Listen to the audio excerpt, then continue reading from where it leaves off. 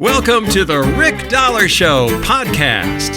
Here's a guy who thought those voices in his head sounded familiar. Your host, Rick Dollar. Rick Dollar here for the Rick Dollar Show and the Rick Dollar Show podcast, by the way. And you can catch us on iHeartRadio, Spotify, Amazon Music, Apple Podcasts. I don't know. I'm at all the parties. I'll put and of course, our 30 affiliates across the U.S. and Canada. My guest today is Miss Amanda Cook. Amanda, how are you? I'm good. How are you? I don't know. I just haven't had enough coffee yet. Okay. That's all I can say. So you are the head honcho, if people don't know already, at Mountain Fever. What in the world made you do that? Yes, I'm just a glutton for punishment. That's what. Yeah, I mean, it was kind of unexpected, but not really. I knew that eventually Mark would want to retire and be able to enjoy, having free time and a life, Yeah. And so what's that? Yeah, exactly. It was a little bit unexpected in the time frame. I didn't expect it to be this year. I think that we knew that eventually there would be a different lineup of things and things would change, but it just kind of got expedited, and he's super happy. And so when we started talking about it, of course I was nervous, but I was over operations for the last 2 years. So, he put me through my paces. He gave me all the tasks. And so I was able to really transition into this role very easily. I said it earlier. The only thing now is, I was doing all the production, but now I'm paying the bills too, which is kind of scary, but they don't come out of your checking account. You're good. Right. Yeah, I can understand that. Well, yeah. I'm glad to hear that. When I heard that, I knew that that was a good decision. I mean, you know what you're doing around there, like you said, and you've been handling the business for a bit. And yeah. But I'm really glad for Mark, because he's one of these workaholic guys. Yeah. He goes 24/7. And I don't even know if he ever sleeps or not, but I'm sure he's catching up on his naps now. I mean, not really. Now he's remodeling houses. Like Mark just is not a guy to sit still. I'm so honored though that he saw in me something that I didn't see, and I'm so just completely honored. I mean, there was a lot of tears those last few days when we were signing all that paperwork. The realization that he was retiring, and just so honored that he trusted me with his baby, because it was, and it's his baby. And, I couldn't be more proud to be carrying on all the work that he did, because he worked really, really, really hard for the artists on this label. So he did, man. No doubt about it. Speaking of your artists on this label, Amanda Cook's on this label too, Yeah. Ever heard of her? Yeah. It's kind of weird. I've got to renew my contract. Yeah. How are you going to sign it with yourself? Are you? We've talked about that. I think it'd be pretty funny, like do the split screen where I'm on one side of the desk and then here I am on the other side. Yeah, it'd be funny. That'd be great. You need to do that. I would laugh at that. So you've got a lot of great artists on this label. Give us a short rundown, maybe the short list that people can go online, look up. Maybe they're not a household name yet. Well, we've added quite the list. We've added quite the amount of artists in the last 2 years, and some of these up and comers I'm really excited about. But try to just kind of look at my list and kind of cheat a little bit here, because we have a lot. We have a long roster. I do it all the time.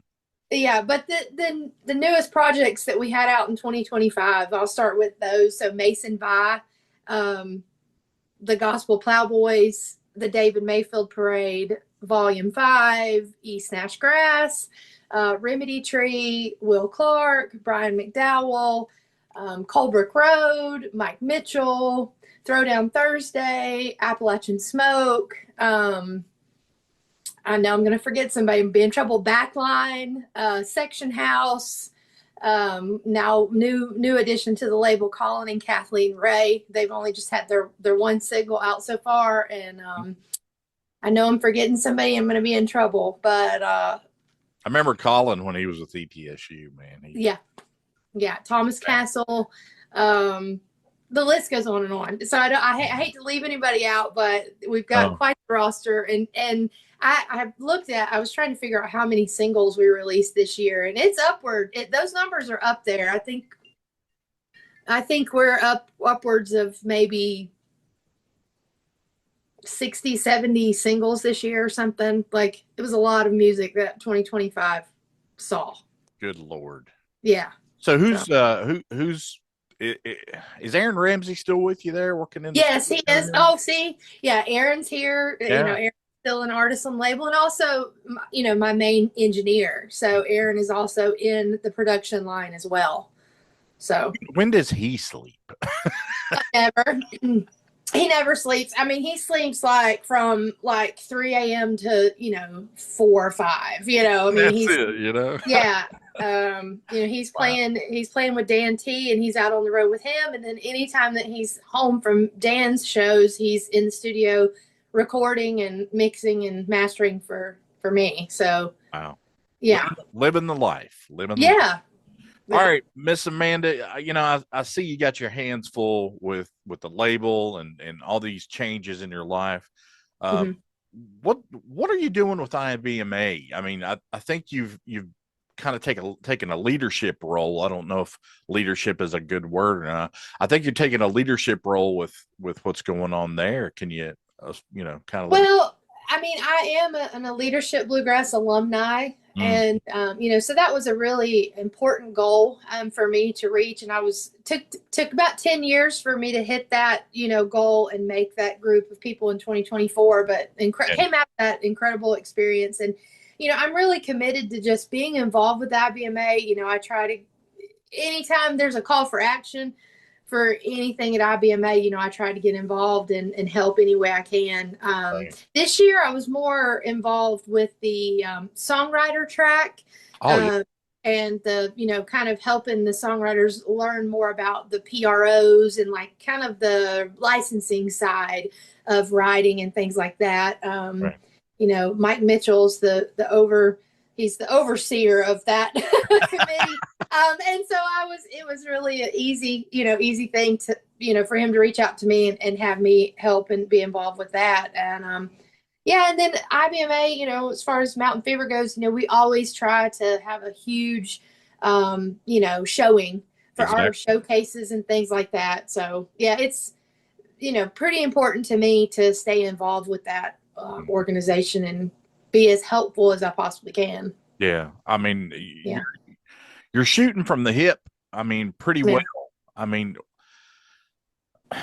I don't know. I just don't understand how you're doing it. You know? Well, earlier, you know, we talked and I was unloading my dishwasher at 10:30. That's true. You know, I start my day super early, and I usually go, you know, well, first of all, I'm first to admit I have OCD in the worst way. And so I start my day the same way. I have such a routine. You know, when I'm home working, I'm eating lunch at 10:30. I mean, I'm up at 5:30. I'm starting work by 6:30. I'm eating lunch at 10:30. You know, I'm unloading the dishwasher at 10:30 when I make my lunch, and then I'm just at it until 5 o'clock. Exactly. You know, so it's just that it's like this highly organized machine is the only way that I can function. You know, Aaron makes fun of me. He gets such a big kick out of it. He comes here, and like he came a couple months ago and stayed a few days and mixed. We worked on some mixes here at the house, and I was making my list for the week to go to the grocery store and my menu, and he goes, "That's insane." I'm like, "But that's the only way I can work. You know, I have to make a menu for 10 days, you know, to be able to know what I'm going to have here at the house, because the house still has to run as well." Exactly. Right.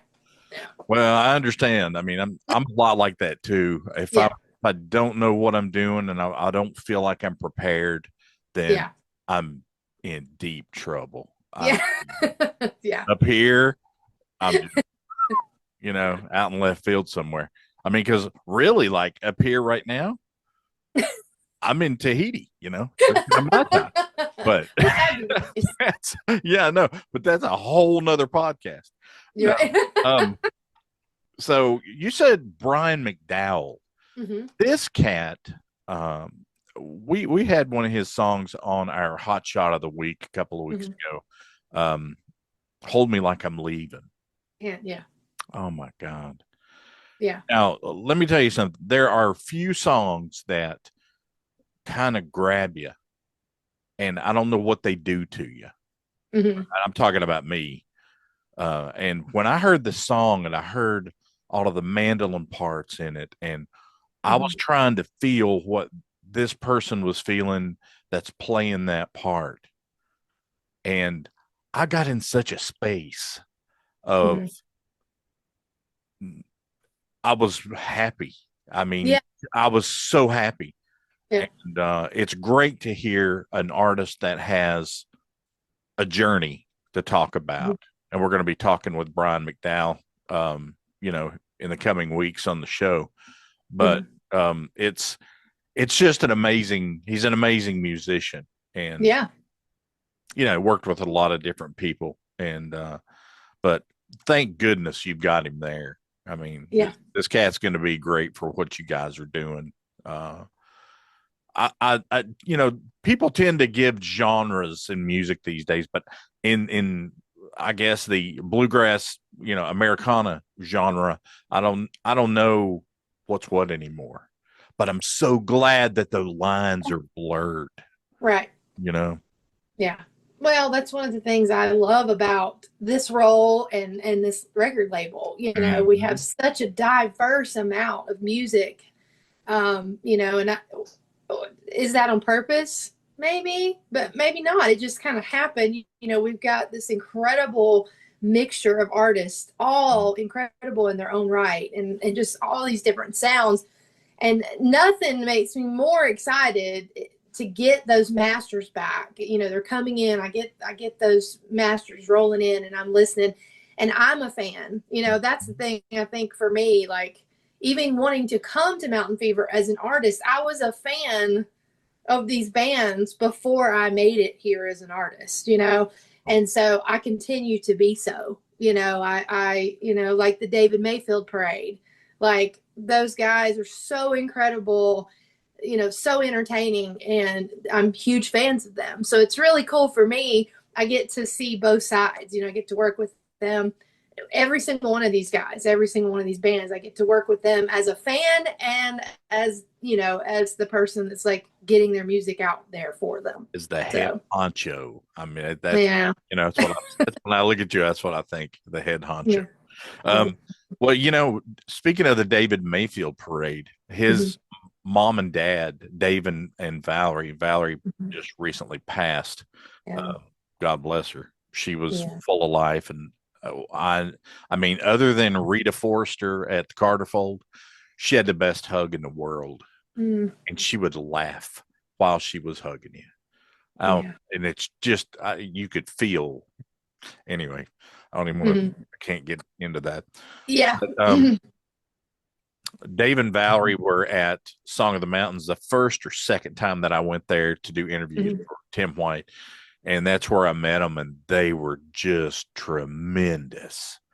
They were so happy about being in the music industry, and it was in their blood, and they passed it to David. For sure. And he's got his own thing going. I mean, this cat is unreal. I love what he does, but you don't know what to expect from him. Yeah. But he just puts it out there, Yeah. I love it. So diversity would be a really good term for what you guys are doing right now. Yeah. And like you're saying, is this just you saying, I'm going to put out what I think is right in here? Or is it a formula that you're following? As far as like releasing singles, you mean, or just in general? Just artists and the music that the label is putting out there. I mean, I think I look for when I've signed bands, the bands that I've brought on myself to Mountain Fever, the first thing that I looked with them was drive. Right. I know that that's so cliche, Not but really. knowing that somebody really wants to work for themselves, number one, and of course their individuality, that makes a huge difference. We want people, and you look at the list that I have, every single one of these bands, they are their own sound. Mm-hmm. They're not trying to be like anybody else. They're doing their own thing and they're standing on what they create. That's the other thing that I really, I've been inspired by every single one of them. They're just creating the music that they want to make. And so that's what I want to support, because that's, as an artist, that's what I wanted to do. That's right. I kind of pushed off all those naysayer comments about, the style of music that I was making, and just, and stuck it out, and that was really hard to do. But I see that in all of these people that's on this roster. I see that same drive, ambition, love for what they're doing, and then just being themselves and sticking to it. Yeah. Yeah, that's sort of, we have a general rule here at the Rick Dollar Show. We don't do anything negative. We sit and we find that individuality and what this artist is good about, what's good about them. But, and that's a lot of what you're having to do. There are a ton of new artists coming out. I wasn't aware until one day I started thinking, oh my God, which direction do I go? And we were talking about Colin, and those old ETSU graduates are out there burning it up. Yep. And I'm so glad to see that, because I remember when they were coming to the Pick and Porch show on Thursday nights, man, sitting up there in front of maybe 30 people at the most in a museum, if you can imagine that. And everything was just, they were doing what they needed to do to get that grade, or maybe Professor Dan was sitting there saying, hey, introing them and watching everything that they did. But I think learning the business and learning about bluegrass and Americana music is what goes first. And then after that, the rest is gravy. I mean, look at what you're getting to do. And you're in a leadership role with IBMA. You're all of a sudden thrust to the head of a major label, major mover and shaker in this business. And it's crazy. don't get nuts on me here, because you're saying I see those wheels turning. But you have to you're doing it well. You're sucking it up and saying, all right, Cupcake, let's roll. And you're doing it. But I think you're the person that needed to do it all along anyway. With, OCD is not a bad thing. Yeah. I'm the same way a lot of times, but, some days I just have my days where I'm like, whatever, Yeah. Yeah. But, I am looking forward to the holidays coming up. I've worked really, really hard to get everything already scheduled and pre-planned for January and February, so that in December, I can have a little bit of downtime, and I'll re-energize. I'll be ready to start the new year. And man, what a year we're going to have next year. It's going to be wild. That's awesome. Yeah. Hey, speaking of the holidays, you do have some holiday music coming out, I think, off from the label. Is that correct? We are not releasing any new holiday music, but no new holiday music this year. I think everybody was just so hyper focused on all of the projects that are coming out next year.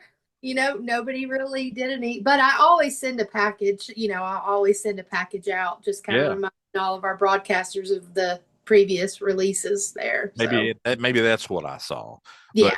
But, what do you have that people need to go listen to if maybe they haven't listened to it in the past? For the Christmas stuff? Mm-hmm. Oh gosh. Well, I mean, Volume 5 had the track Welcome, let's see. Here Comes the Babe. Okay. I have the list in front of me, but we've got a long list. But that track was really a standout. I think in about 2008 or 2009, it was a huge standout track. And then we've got Jackson Hollow had the Bayou Christmas last year. I mean, we've got a long list. And what I'll do is I'll make sure in the next week or so we'll have a post up on our Facebook page of all the Christmas stuff. Yeah, so, that'd be good because you know we have our Christmas show every year, and you know, Becky Buller is a great co-host for this. Yeah. I don't know why she's not in radio too, but the thing is, she has this magic touch. She can go out and find these songs, and I'm like, where did you get? I mean, you know, I'm supposed to do that, but I mean, sometimes you just can't. And so I knew that you guys had some that had come out in the past. Didn't Mason Bye put out something? No Christmas song that I can recall. I think it was earlier in his career, maybe. May have been. Like I said, I've got that on the agenda for next week to make sure that we're sharing our Christmas stuff. So I'll make sure that gets. Didn't mean to blindside you there, but you said holidays, and my brain goes over here. You know, it's just like the roster. You know, I would hate to leave someone out, but I think we've got 27 people on the list or something. You know, yeah, that's crazy. Yeah. What about Backline? What's been going on with them? Don't they have like a new single out or something? Or they? Yeah. So we've got 2 singles out for their new project this year that have I like been... Dark Rolling Deep. That was a good song. See, that's another one of those. You know, we're talking about Brian McDowell. That's another one of those songs that hung around on our top 5 forever. And I mean, it was like, I hated to not put it on my top 5 because, you know, it's a great song.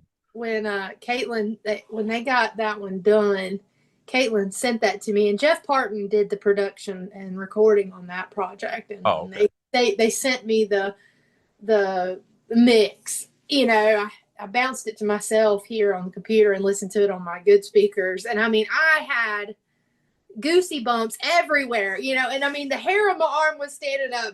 I know, man. I took a picture of it and sent it to Jeff, and I said, "Holy cow, Batman!" You know. Yeah, really. It's so good. Yeah, that's you know those visceral reactions to just good music. You know, that's the best part of this job. Yeah, I'm so happy. I traveled from Bristol to Dollywood. Watch them play. Yeah. And we signed them right there on the spot. And I mean, the guy I was working for, he was like, you got to do this. Yeah. So I was like, I mean, they were doing one of those side stages, and Caitlin came down, and I was like, listen, come over here. You got to sign this. Right. She signed it on a picnic table. Yeah. I mean, it was crazy, but what a songwriter.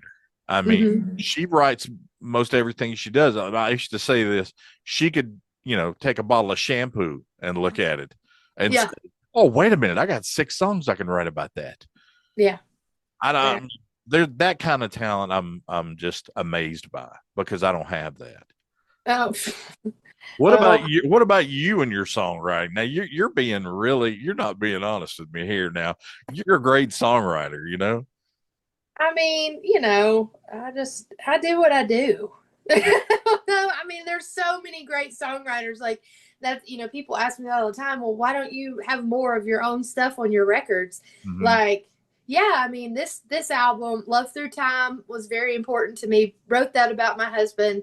Super important, like title track, all of those things. But there's so many great songwriters. Why would I, you know what I mean? Like I would much rather, you know, get a song from somebody else that's just, you know, 10 times better than anything I could ever write, you know, and take that to the next level with it. You know, I mean, I do what I do, but why? Okay, stop right there. Why are you doing this? Okay. I'm just asking. Everybody out there knows what you're doing. Okay. Yeah. You're just working yourself like a tornado. Yeah. Well, you have songwriting in there somewhere. Okay. There's way too many good songs on these records for there not to be. Okay. Yeah. Okay. I mean, it's there. As long as we get that out there. I mean, it's there. It's just, I don't know. Like, I kind of didn't ever want to be just kind of not going for the next thing. I mean, it's always just been, and I'm really kind of like, if you challenge me with something, it's Right, like, exactly. okay, don't challenge me because I'm going to show you. Yeah. That's my personality a lot. So, not that I had anything to prove, but I did really enjoy, working on the production side of the music and being, involved with getting the music to radio and getting media stuff set up for the artists and just working with the artists hand in hand. I really enjoyed that. And, I didn't really expect to be here right now, but it is, it's incredibly rewarding. Well, what I'm finding out and what I'm noticing about what you do as far as a songwriter goes, you always have this one phrase in the song. And I've noticed it. I mean, everything you do is like this. You have this one phrase in the song that just catches everybody. It's a phrase that they have to remember. Yeah. And that's just a beautiful thing. You don't get that. I mean, and you're sitting here telling me that, I don't know how I do it. You do know, how you do it. I mean, there's a process to these things. I know I've been around songwriters, but yeah, that's a true art right there. I mean, in this business, you got to know that. Well, thank you. Wow, hard for you to say that, isn't it? Anyway, so what's coming up for the new year that you can throw at us out there? Oh, wow. Well, we've got Backline's new record. We're going to be throwing out singles from that through the winter into the spring, and then that record's going to drop this summer. Throwdown Thursday. I need to listen to those guys because they just sound like fun, Oh, my God. Thursday. Such a great record. Katie Penn Jenkins. Oh, really? Mm-hmm. So I hadn't heard from Katie in a long time. You check that out. So that's her crew. And in fact, I think that they're more than tell me. I think it's number 3 on the chart this morning. Wow. So it's it's on the chart.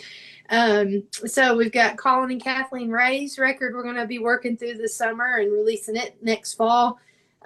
Section House, we're going to finish that album out and get that one released next year. Colebrook Road has a record coming out next year.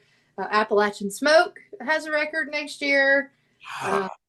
Amanda Cook has a record next year. Wow. I can't believe it. She's going to record a record. Yeah. I've got Jackson Hollow's record's going to be done and finished this next year. Aaron Ramsey's record. So, I mean, we've got quite the diverse release of music coming out next year, and it's going to be pretty awesome. Jeez, man. Yeah. I'm just astounded at what you're doing. I'll tell you what, everybody out there's rooting for you. Well, I need all the rooting and cheering. Yeah, exactly. Rah, sis, boom, bah. Yeah. Whatever. It's going good. It's going really, really good. And I am so thankful for the way the artist handled the transition. They already were all working with me. So everybody was so pleased, and everything really was way too smooth, the way that the transition happened between Mark and I, and, it just went really well. And I'm really appreciative to all the artists for being so, welcoming and okay with everything. So it's been really good. Well, good deal. Yeah. Well, Amanda, thanks for sitting down with us today. It's kind of cool to look into the little operation that's going on at Mountain Fever and how in the world you're doing all this. I mean, there's a lot of people out there that are saying, how is she doing all this, man? All these great artists doing her own thing, and everything else. I don't know. Not everybody can do that. Well, I make this joke, and I'll show you before we hang up, I'll show you my My little secret weapon here. Everybody laughs about it, so I'll let everybody on the show laugh about it with you. So these are my calendars. Oh my God. Lord, how do you do that? This is how I do it. See, I don't have stuff like that, and I probably need it. I'm trying to be like all electronic and everything, and put everything on my phone and all my computers and stuff. And you're just like, Yeah. I don't know. Sometimes paper and a pen just does the job, Yeah, I can't do it on the digital. I keep a digital calendar, but it's really just for the band. Everything else is on paper. That's the only way I can function. So that's the secret right there. Here we go. Just grab a piece of paper and some, and a pen or whatever, and let it go. In my case, a crayon, Yeah. So, well, Amanda, thanks for sitting down with us. We're looking forward to everything that's coming out at Mountain Fever, and keep us updated. Okay. We'll do. All right. Rick. Gentlemen, Rick Dollar here for the Rick Dollar Show, and I've been sitting down today with Miss Amanda Cook. This has been the Rick Dollar Show podcast. The Rick Dollar Show podcast is produced by Radio Dog Productions. Theme music is written and performed by Jeremy Garrett at garrettgrass.com. The Rick Dollar Show podcast cannot be reproduced or rebroadcast without express written consent from Radio Dog Productions. I'm Kent Jones, and this has been a Radio Dog production.